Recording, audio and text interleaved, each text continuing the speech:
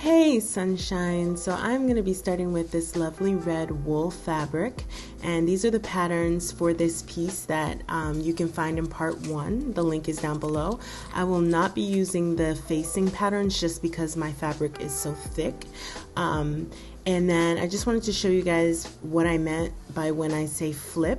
So when you flip the pattern, it just looks like that. And I only added seam allowance to the sides of my patterns and not to the top or bottom of any of the pattern pieces. And the reason why is because I'm not going to be hemming these patterns just because the fabric is so thick.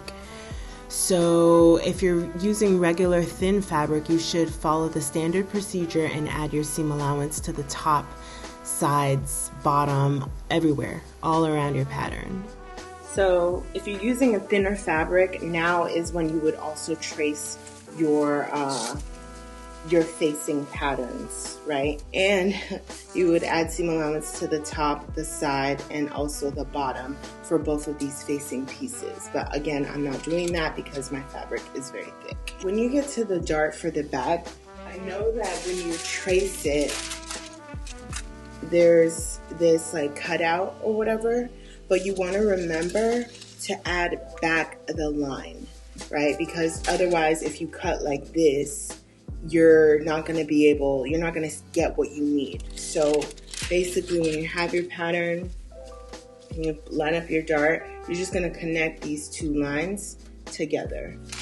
And then that way you're cutting all across here.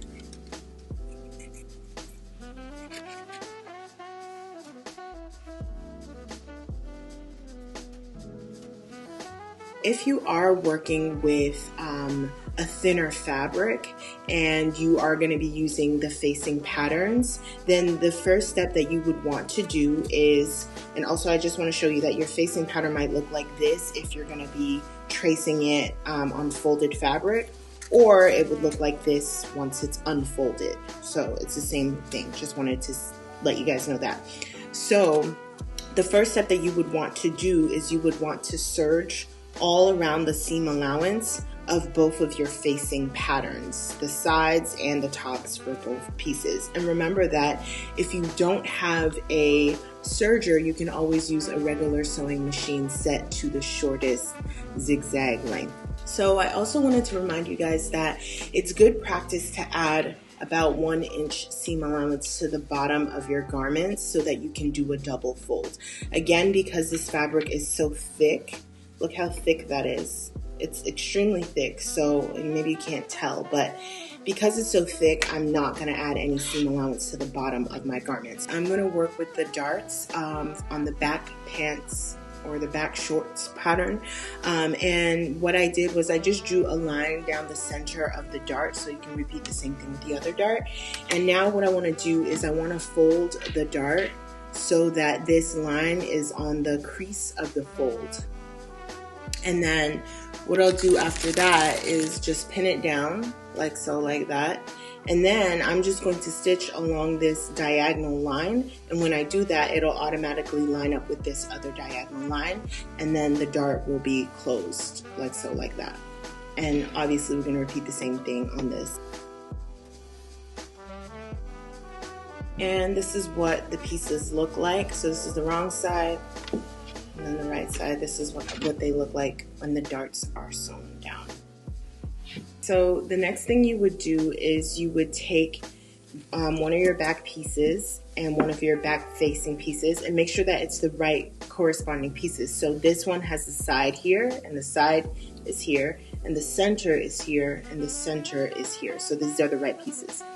The next thing you would do is you would take the pant pattern and turn it so there's right side facing, and you would turn the facing so that it's also right side facing, so the right side of the facing and the right side of the pant pattern, and you would line them up, and you would basically, I know this looks a little small, but this is just, an example.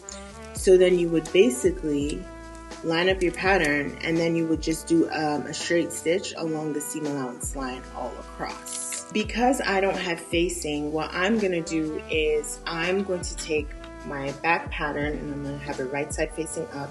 I'm going to take my other back pattern and sandwich it so that both right sides are facing. And then I'm going to just make sure that they are lined up really well. And the next thing I want to do is I'm going to connect them at the center back seam line, which is this line here, because this is the side. So because I'm putting a zipper in the back of my pants, I'm not going to stitch the whole thing.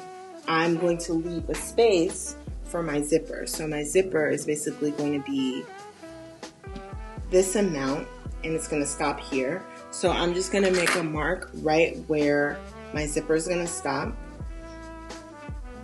So that way, then I know that I'm going to stitch from here all the way down in order to connect these two pieces. When I'm done stitching the line here and I open it, this is what it looks like, right? So this is the back, and our zipper is basically gonna go right in between here, like so, like that. So these are my two front pattern pieces, and the next thing I'm gonna do is I'm gonna flip one over so that it's right side facing up. I'm gonna sandwich the other one on top of that so that they are both right sides facing. And then the next thing I'm going to do is just line them up, make sure that they're good. And the next thing I'm gonna do then is just do a straight stitch along this line here. So this is what the shorts look like after I stitch this part. And if I turn it to the right side, this is what it looks like. Okay, so the next thing I'm doing, I'm taking my two front skirt pieces and I am going to flip one of them so that the right side is facing up, and I'm going to take the second piece, sandwich it on top, and I'm going to line it up so that the edges line up, and then I'm just going to stitch along the seam allowance line. And these two notch marks in theory should line up with these two notch marks. That's my doorbell. Coming! So this is what it looks like after I stitched down up until the top of the split. So this is the right side and how it's looking. So what I'm going to do, because my fabric is so thick, I'm just going to stitch these flaps down into place. I don't want to put heat on it, so I'm just going to stitch the flaps down into place. And then when I get here, I'm just going to fold along the seam allowance line and then continue stitching straight down, all the way down, a straight stitch. And then the same thing on this side. So just fold this flap along the seam allowance line and then do a straight stitch along this edge here. So if your fabric is not as thick as mine, then you can simply just iron this flap down and it should stay in place without you needing to actually go ahead and stitch it down into place. And then once you iron this flap down, you'll see that this will naturally want to fold as well. So then all you would really have to do then is just do a straight stitch along the opening of the slit. So again, that's if you're working with a lighter weight fabric. All right, so this is what it looks like now that the two flaps are stitched down, and this is the wrong side.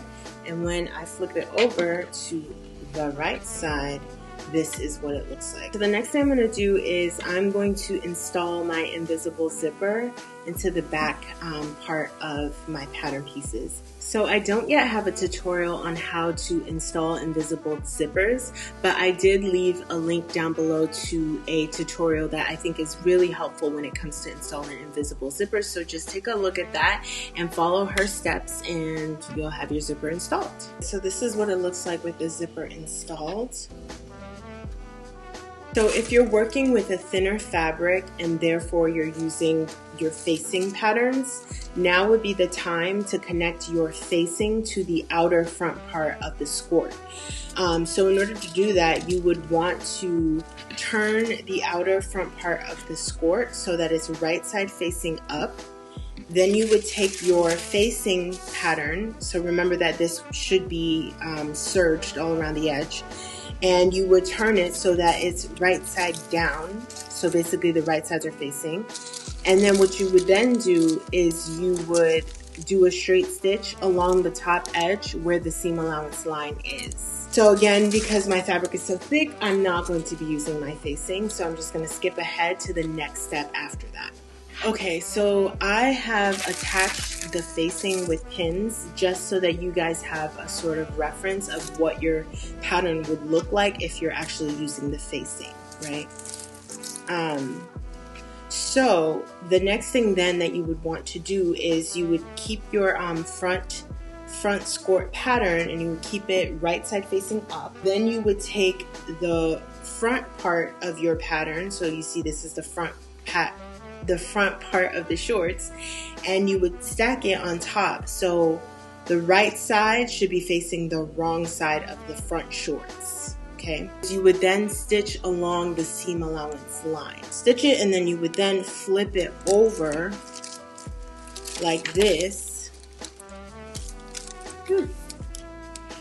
so that you would have a hidden seam. So you can see here that the seam is hidden, and you have the right side of your front part of the skort where the slit is, and then right underneath that you have the the right side of the front part of the shorts. You would also have the facing piece sandwiched in. So this would be the front part of the skort, and then you have your nice clean edge from the top view, and then right inside would be the facing piece, and then underneath the facing piece is the front part of the shorts. So this is the look that we're trying to achieve by layering our three pieces in that order, is to get the facing piece sandwiched in between the front of the skort and the front shorts part of the skort. So since my fabric is so thick, I didn't include the seam allowance, what I'm going to do is I'm going to take my front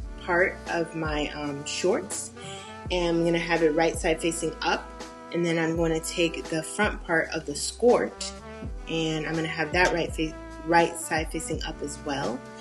And then I'm just going to line up the side edges and the top edge, and then I'm literally just going to do a top stitch along the edge as close as possible to the edge so that it's like one whole piece. Like we literally have like 4 more steps and then we're done. So if you've been enjoying this tutorial so far and you really like my style and you haven't already subscribed to my channel, go ahead, I'll wait. You can subscribe now. Thank you. And if you have subscribed already, then share some love down below in the comments section, because I love to read your comments. So, all right, let's continue. I just stitched the top edge of the 2 layers together. So this is what it's looking like as one piece. The next thing, I took out my earrings. All right, so the next thing I'm going to do is I'm going to keep this pattern, which is now fused as one. I'm going to keep it right side facing up. Then I'm going to take my back shorts pattern and I am going to turn it so that it's wrong side facing up. And now what I'm going to do is I'm going to start by connecting these 3 layers on the side. So I'm just going to line up the top edge. And so you see the 3 layers here, make sure everything's lined up. But then I'm just going to do a straight stitch along the seam allowance line here, and this is going to stitch all 3 layers together as one. And then I'm literally going to repeat the same step with these 3 layers on this side as well. So just stacking them, and then I'm just going to straight stitch along this seam allowance line here. This is actually going pretty good. So I thought my needle would be breaking left and right. One side down, and then we just got to do the other side. So now that I've stitched the sides together, this is what it's looking like. I'm gonna just open this up. I'm gonna turn it back like this, and I'm just going to tuck this part away so that it's not getting in my way. So this is the crotch for the front part of the shorts, and then this is the crotch for the back part of the shorts. So what I'm going to do is just line up the crotch, so the center crotch for the front and the center crotch for the back. So just kind of line them up like this, and then that will allow me to be able to find the inseam on one side, so you see the back and the front, and then on the other side we have the other inseam for the back and the front. Now I pinned it down, so literally would then just be stitching straight across this seam allowance line, a straight stitch. And that's gonna close up the short part of the skirt so that we can stick our legs through. But this is what the final thing is looking like. You would then go and serge your raw edges. So serge here, serge here, like near the crotch, the other side, and then you could go and serge the front part, and then once you flip it right side out, you have your skirts.